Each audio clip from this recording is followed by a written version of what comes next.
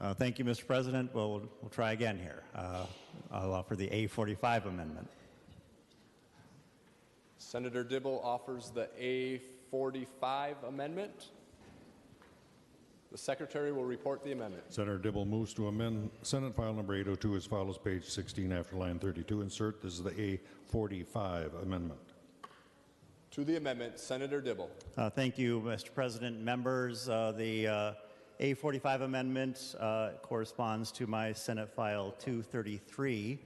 Members, the history of my community is filled with instances of terrible assaults and homicides. You won't find a single LGBTQ person who doesn't know someone either directly or through friends whose life was ended violently.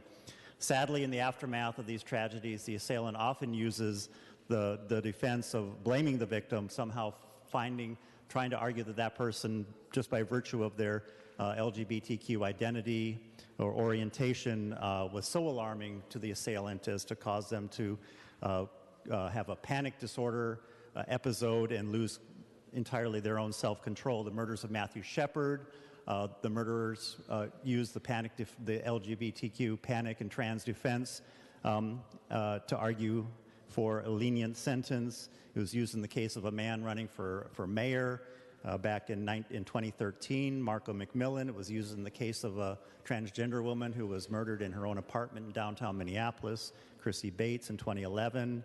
High school boy who was cut down right in front of his own peers in just a few years ago.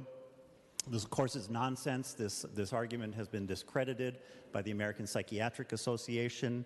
Use of this defense persists in the legal arena, nevertheless, and it is, of course, a function of widespread societal disregard for our murderers. It sends the message that our lives are less valuable and our lives are worth less than others.